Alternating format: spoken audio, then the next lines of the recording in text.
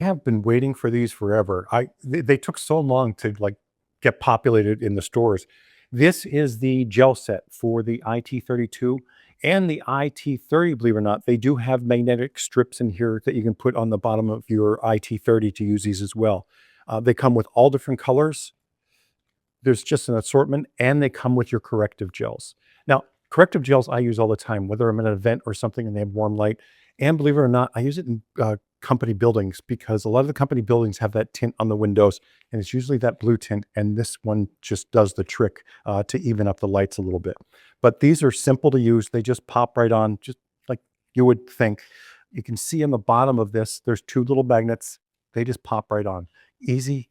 I I'm like I said, I'm excited about this. Now, I don't use gels very often. I really don't, but I want to use them today because I'm excited to try these.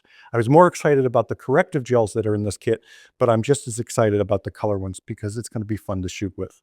Now, I'm going to use my main light. It'll be the V100, and I'll have a grid on the strip box because I want to control that light from hitting the backdrop as much as possible. So these can, have a chance to show the color and what I'm doing with them.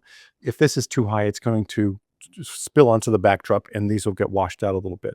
Now I'm going to use a white backdrop. The best backdrop to use for colors is gray, but I'm using white because I have more shoots to do for catalog shoots and I can't take this down yet. So I'm just going to use the white and try it out. Now, these lights here, the IT32s, once you take the X5 off these are just like any other light, like the 8100, the 8200, the 8400. It works the same. You set your group. This one will be set to B, this one will be set to C, and then my main will be set to A. And that's it. These work just like the other ones do. Today I'll be using the X3 Pro on the Nikon ZF. And I'm using the 40. I missed this lens. I wanted to play with it again. So that's what I'm going to be using today. This is exciting. I'm anxious to show it to you. And I love these flashes because I use these all the time on set. Like when I go to a job or like a corporate headshot, environment headshot, I take 3 of these.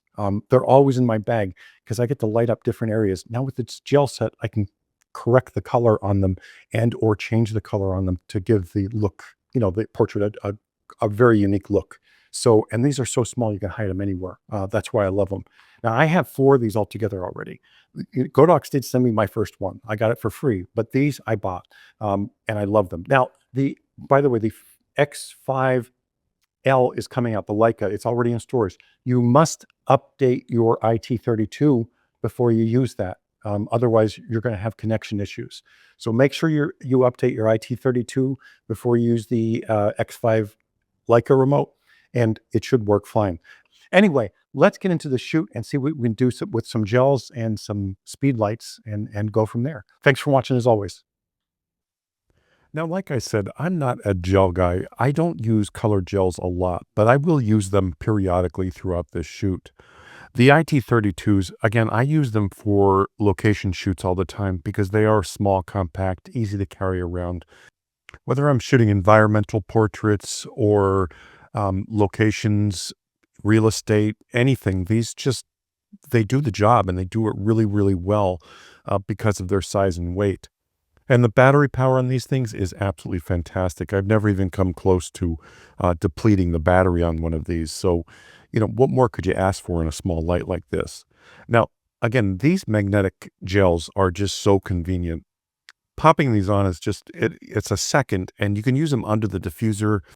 And for events, they're indispensable. You'll walk into some event spaces that are 3,200 Kelvin or 4,000 Kelvin temperature because they have that warm light for the ambiance that they're looking for. Corrective gels in these type situations make our life so much easier in post-processing. So I'm using these as backlights, as backdrop lights, as rim lights, hair lights. I'm just moving them as I see fit while I'm doing the shoot. And you'll see me move them and adjust the power throughout this. I won't have to tell you what I'm doing. You'll see it in the images. If I want the power up a little bit, bring that backdrop, the white out just a little bit more, I just turn them up. It's just that simple. And as much as I like the X5 transmitter for events, I love using these with the X3 and the X3 Pro. For me, it's the X3 Pro because of the bigger screen, and it's just so much more reliable than the X3, just in my opinion, and with my experience with these so far. I love the X5, especially if I'm doing an event or something where I'm just walking around with the camera in flash in hand or on camera. It's perfect for that. But when you pair these with an X3 and an X3 Pro, it just offers so much more flexibility and control from camera. That's why I love these so much. They really are two flashes and, well, three flashes in one for that case. But anyway, you can see how well they do. And the power wise, I think I'm at probably 1/16th to 1/8 power. The V100, I'm only at 1/4 power on these. I think one time I went up to 1/2 during this shoot. Now on camera, I'm at ISO 100 and I'm shooting at f2.8 to f4 throughout this.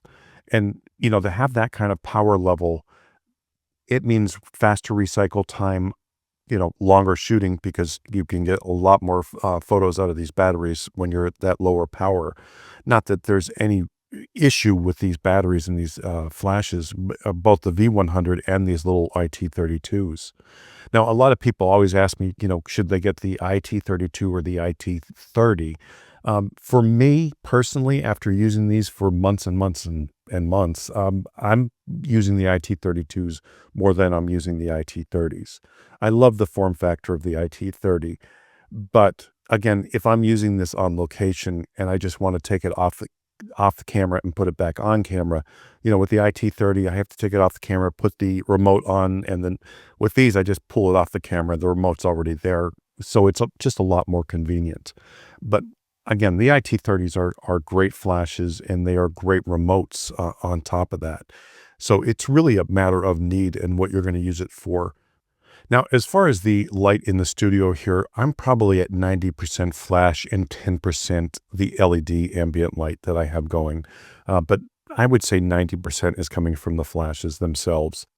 And the saturation in color with these gels is really nice. I'm kind of impressed with it, believe it or not, on the white backdrop like this.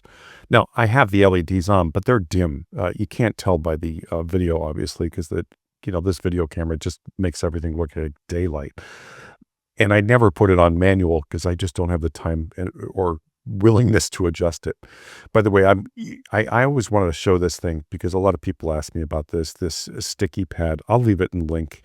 It saves your backdrop from dirt. And, with paper, you're kind of pulling and tearing all the time because of dirty feet. And this does a great job and taking that down quite a bit. The other thing is this paper backdrop I bought from Kate Backdrops or something. This is not a good backdrop. I grabbed it to try it because of price, but it is like the Savage backdrops are a thick paper, and you can see the dimples or the wrinkles in that paper right off the roll. I just rolled this down, and it has because it's so thin, it has like a texture in it already. With Savage backdrops, they're flat, they're clean. This is not flat or clean. It's absolutely horrible. So I don't recommend this. I think I saved, $20, $25, which was, it was a big mistake. Now I'm using these anyway, because I don't want to waste the backdrop. And I do have to do some correction in Photoshop. I didn't do them on any of these images. When it's whiter like this, I don't have to worry about it. But when it's, when I bring the light down and it's grayer, you can actually see the texture and those little dimples that this thing is producing. So, stay away from the paper backdrops from Kate. The other backdrops she has, I'm sure they're fine, but the paper backdrops, this paper is really, it's too cheap to use for this kind of stuff. So stick with the Savage backdrops, spend a little bit more and get a much better paper backdrop. Just my opinion on this. Now, I know that I've always said this in pretty much every video that I'm using rim lights or hair lights in. Always start with your backlights lower and then bring them up. Especially with somebody with blonde hair, that's going to it'll blow out really, really quickly.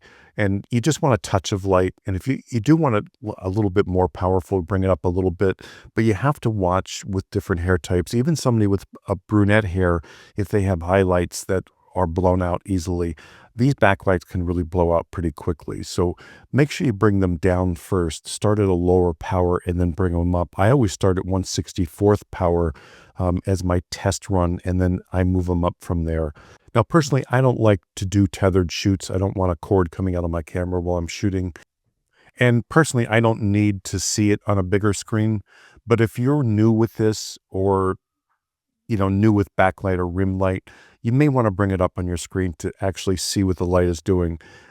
From experience of using these lights and, the constant testing and playing with them, I know where they should be just by looking at the back of my camera. But if you're just starting out with this second or third light kind of setup, you may want to pull it up on that big screen and take a look, just to get an idea. And the more you do it and the more you use them, you'll get better at seeing it on the back of your screen. But you do need to take a look and see where they're at. They can tend to go overpowered quite a bit if you don't look for them and don't know what you're looking for. I always say this, just because you have a 1.2 or a 1.4 lens doesn't mean you have to shoot it like that every day. And same thing with the power on a flash. They think, oh, you have the power, you got to use it all because it has the power. Why would you get a flash this powerful if you don't use it? And these little flashes, it's the opposite. It's like, oh, I'm going to have to turn these up all the way because they're small flashes. I need the most power I can get out of them. These flashes put out some light. With today's cameras and, the proximity of the flash to the subject, you don't need that much power. You really don't. Sometimes just, that 1/64th or actually 256 power is enough. By the way, I just want to, mention this softbox again, because I showed this, months ago when I first got it. I loved it because it was so lightweight, easy to put together, and it came with like an S bracket included in the box and a Bowens mount included in the box. You can just switch them out, and I'm using obviously the S bracket for the V100 for this shoot. This thing was inexpensive for what it was. Everything was included that I would want in the box. The S bracket for the speed lights, the Bowens mount, the grid, everything was in there. And, for the price, I just thought it was fantastic. It's not the best built thing in the world, but it's going to last. I've been putting it up and down constantly and tossing it.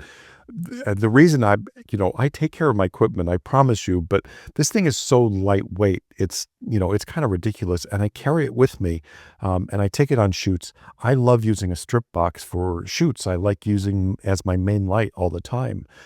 I know there's a lot of YouTubers out there saying you have to have perfectly round catch lights in the eyes or they're not good, or you have to have catch lights, period. For me, I don't care about it. And again, we don't have square windows in houses. So if you're using natural light and you're doing beautiful natural photos, you don't have round catch lights in the eyes. You have window lights in the eyes. It doesn't matter. People don't care. If you have to have catch lights, they don't have to be round. But the strip box gives me, full coverage when I'm shooting a full body shot. I can turn it sideways for a wraparound light. I can do so much with it. It's so versatile. And this one, like I said, it's so lightweight, easy to put up. It's just a pop-up. There's no, bars or anything to put together. It just pops open and pops closed. So definitely take a look at this. I'll leave the description. I've left it before, and a lot of you have bought them and said you absolutely love it as much as I do. And I promise you, this is a nice softbox to get if you're looking for a strip box. Now, I will be purchasing a second one of these because I use dual strip boxes a lot, whether it's, two main lights, one on each side, or two rim lights, one on each side with the grids. I just wanted to play with this quite a bit and use it, for quite a while before I bought the second one. For me, I think that's going to be great because they are so lightweight. Throwing two of these in my lighting bag is going to be, it's not adding a lot of weight. Two of these is probably the weight of one of my Pro Photo strip boxes. Anyway, I hope you enjoyed the shoot. If you have any questions, leave them below.